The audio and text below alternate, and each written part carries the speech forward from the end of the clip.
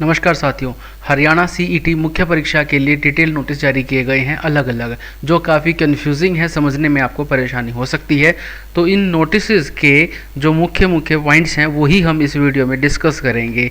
For example कि जैसे आपकी क्वेरी है आपकी कि क्वालिफाइंग नेचर हुआ है या नहीं हुआ है, एक्स्ट्रा क्वालिफिकेशन एजुकेशन हम ऐड कर पाएंगे या नहीं कर पाएंगे, और cut off date education qualification की क्या रहने वाली है, सीईटी प्री के मार्क्स जुड़ेंगे या नहीं जुड़ेंगे, या कौन कौन कैंडिडेट हैं, जो मेन जो क्वेश्चन हो सकता है आपका कि कौन कौन कैंडिडेट है, किन किन को बुलाया जाएगा मुख्य परीक्षा के लिए, यानी कि सीईटी के लिए कौन कौन कैंडिडेट फॉर्म अप्लाई कर सकता है। ऐसे बहुत से सवालों के जवाब हमने जो नोटिस हैं उनमें से छाट लिए हैं। सिलेबस भी आ चुका है, सिलेबस के बारे में भी हम बात करेंगे। तो एक एक करके हम सभी पॉइंट्स को क्लियर कर लेते हैं। सबसे पहला पॉइंट जो है आपको पता भी हो चुका होगा, जो है वो इसकी डेट्स का है। आप 16 मार्च से लेकर 5 अप्रैल तक अप्लाई कर सकते हैं और किसी भी तरीके की फीस नहीं है, आप फ्री ऑफ कॉस्ट अप्लाई कर पाएंगे। तो इसी नोटिस को हम आगे अगर आते हैं तो पेज नंबर 2 पर जो ज़रूरी बात है मैं आपको वही बताऊंगा इसके अंदर। इसमें ये लिख रखा है कि जितने भी ये जो कैंडिडेट पास हुए थे इस परीक्षा के अंदर, यहाँ डाटा लिखा है 3,57,562 क्वालिफाइड कैंडिडेट्स जो चाहते हैं हु फुलफिल द क्वालिफिकेशन, जिनकी क्वालिफिकेशन क्राइटेरिया पूरा है, वो 1 और मोर पोस्ट के लिए अप्लाई कर सकते हैं। एक से ज़्यादा पोस्ट के लिए आप अप्लाई कर पाएंगे, जो अभी पोर्टल आपका 16 मार्च से खुलने वाला है। तो आप एक से ज़्यादा पोस्ट के लिए भी अप्लाई कर पाएंगे। कुल 31,529 पदों के लिए ये वैकेंसियाँ निकाली गई हैं, जो कि टेंटेटिव हैं, चेंजेस हो सकते हैं। एक बात ध्यान रखें, जब आप अप्लाई करने बैठेंगे 16 मार्च से 5 अप्रैल के बीच में इस सेकंड पेपर के लिए जो मेन एग्ज़ाम है सीईटी का, इसके लिए तो आपको उस समय प्रेफरेंस फिल करनी पड़ेगी। यहाँ पर इस पैराग्राफ में आप इन पॉइंट्स को देख सकते हैं। इसी के अगर हम लास्ट की लाइनों को देखें तो यहाँ पर लिख रखा है कि जो भी डिपार्टमेंट या पोस्ट आपको चाहिए है उसको फर्स्ट प्रेफरेंस में आपको रखना है, और ये डिपेंड करेगा आपके कितने मार्क्स आते हैं, क्या आपका मेरिट में स्थान रहता है। एग्ज़ाम की बात करें तो रिटन एग्ज़ाम जो रहेगा वो 97.5% मार्क्स का, यानी कि 97.5 नंबर का रहेगा। सोशो इकोनॉमिक क्राइटेरिया और एक्सपीरियंस 2.5 मार्क्स का रहने वाला है। सेम जो पैटर्न सीईटी प्री परीक्षा में रहा था वही पैटर्न इसके अंदर भी बताया है। इस पैराग्राफ में आप देख सकते हैं कुल मिलाकर 105 मिनट दिए जाएंगे, कुल मिलाकर 100 क्वेश्चन उसके अंदर दिए गए हैं, और इसके अंदर कोई भी नेगेटिव मार्किंग नहीं रहने वाली है, यहाँ पर इस लाइन के अंदर लिखा गया है। लेकिन आपका जो 5वां ऑप्शन है, 5th जो ऑप्शन है, उसको ज़रूर फुल करना है। अगर आप फिल करना है उसको, अगर आप नहीं करते हैं तो उसके मार्क्स ज़रूर काट लिए जाएंगे। अब बात कर लेते हैं कितने कैंडिडेट को बुलाया जाएगा इस परीक्षा के लिए, क्योंकि क्वालिफाइंग नेचर ये परीक्षा नहीं है जैसी डिमांड की जा रही थी। यहाँ पर लिख रखा है process of recruitment of group C post. यहाँ मेंशन किया गया है कि ऑफलाइन इसका एग्ज़ाम लिया जाएगा। Candidates equal to 5 times the number of post advertised if number is less than 30। अगर किसी भी पोस्ट के लिए 30 पद से कम वैकेंसी निकाली गई है तो 5 गुना कैंडिडेट बुलाए जाएंगे। यानी कि यदि 20 पदों के लिए वैकेंसी है किसी भी अलग अलग डिपार्टमेंट वाइज, तो 20 गुना 5 यानी कि 100 कैंडिडेट्स का नंबर आएगा इस परीक्षा के लिए। दूसरे पॉइंट पर बताया गया है कि 150 कैंडिडेट को बुलाया जाएगा यदि 30 और 40 के बीच में पोस्ट एडवर्टाइज की गई हैं। उसी तरह से अगर 40 से ज़्यादा वैकेंसी हैं पोस्ट हैं, तो candidate equal to 4 times the number of post, यानी कि 4 गुना, यहाँ पर लिख रखा है 4 गुना जो कैंडिडेट हैं उनको बुलाया जाएगा। तो साफ स्पष्ट शब्दों में यहाँ पर बता रखा है। सीईटी की ये जो सेकंड परीक्षा है इसमें कौन कौन कैंडिडेट कितने परसेंट वाला जो बच्चा है वो पास माना जाएगा, ये भी यहाँ पर बता रखा है। जो जनरल कैटेगरी के कैंडिडेट हैं मिनिमम इतने मार्क्स आपको लेने पड़ेंगे ताकि आप सेकंड पेपर को पास कर पाओ। मिनिमम मार्क्स आपके इतने हैं, 50% रहेगा 97.5 का, जो कि है 48.75। उसके अलावा जो रिजर्व कैटेगरी के कैंडिडेट हैं उनके लिए 39 मार्क्स ज़रूरी रहेंगे सेकंड पेपर को क्लियर करने के लिए।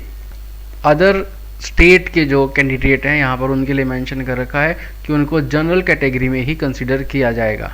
नेक्स्ट आपका क्वेश्चन है कि क्या हम और ज़्यादा क्वालिफिकेशन को ऐड कर सकते हैं या नहीं। उसका आंसर यहाँ पर मेंशन किया गया है, जैसा आप यहाँ देख पा रहे हैं। यहाँ पर लिखा गया है कि the candidate can add qualifications in addition to the qualifications already provided in CET application form। जो आपने पहले क्वालिफिकेशन की थी उसमें आप और ऐड कर सकते हैं। No request for change in any particular on the online application form shall be entertain. और इसके अलावा कोई भी चेंजमेंट आप नहीं कर पाएंगे। CET की ये जो मुख्य परीक्षा है इसके अंदर नॉर्मलाइजेशन का मेथड अपनाया जा सकता है, ये बात आपको यहाँ देखने को मिल सकती है। आप क्लियरली यहाँ पर मेंशन है, आप देख सकते हैं। यहाँ पर लिखा है यदि एग्ज़ाम एक से ज़्यादा शिफ्ट में होता है उस केस में नॉर्मलाइजेशन का फॉर्मूला यूज़ किया जा सकता है। और ये जो एग्ज़ाम होने वाले हैं ये मल्टीपल शिफ्ट में चलेंगे, अलग अलग शिफ्ट में ये एग्ज़ाम होने वाले हैं। तो सेकंड जो एग्ज़ाम होगा फाइनल मेंस का, उसमें भी नॉर्मलाइजेशन का प्रोसेस रहेगा जैसा फर्स्ट एग्ज़ाम में रहा था। तो ये फर्स्ट नोटिस था जिसके बारे में मैंने आपको जो मेन पॉइंट्स थे वो आपको बता दिए हैं। अब चलते हैं नेक्स्ट नोटिस की तरफ। नेक्स्ट जो नोटिस है ये एसेंशियल क्वालिफिकेशन के लिए है। कुल मिलाकर अगर हम बात करें तो इसके अंदर 376 कैटेगरी हैं और 58 ग्रुप्स बनाए गए हैं। एज लिमिट जो है 18 से 22 है, कैटेगरी नंबर 368 और 69 के लिए 18 से 26 है।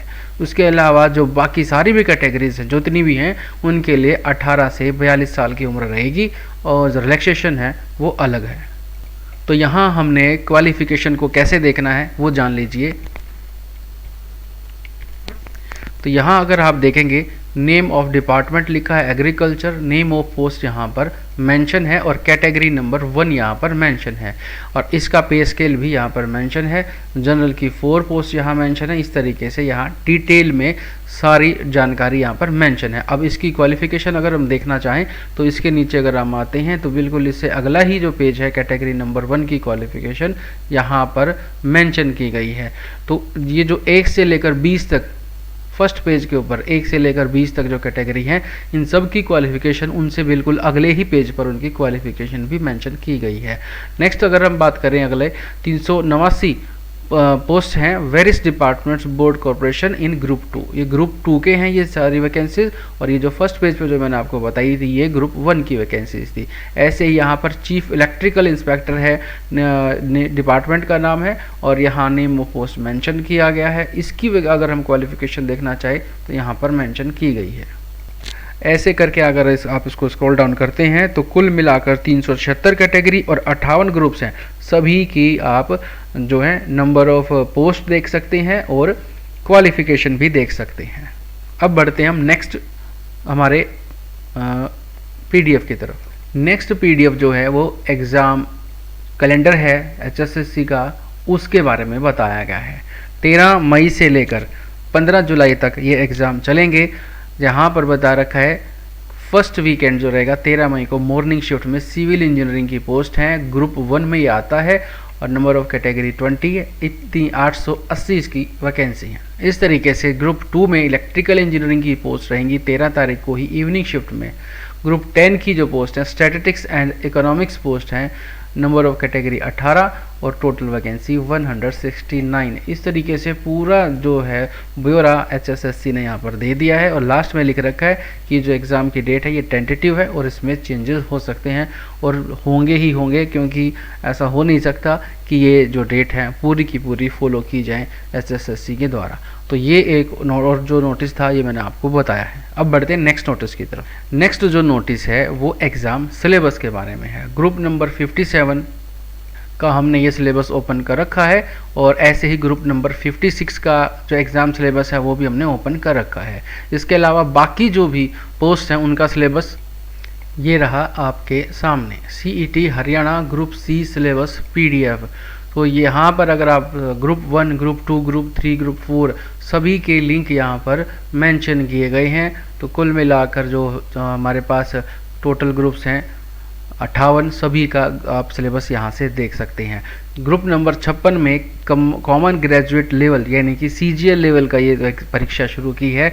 HSSC ने ग्रेजुएशन इसका बेस रहेगा। और इसके अलावा ग्रुप 57 कॉमन हायर सेकेंडरी, इसका परीक्षा जो पैटर्न है वो 12वीं का रहेगा। इसके अंदर भी बहुत सारी संख्या में वैकेंसीज हैं, जो मैंने आपको सिलेबस भी आपको अभी बताया है। जो भी आपको सिलेबस ओपन करके देखना हो तो आप उसके ऊपर क्लिक करके इस सिलेबस को देख सकते हैं डिटेल में।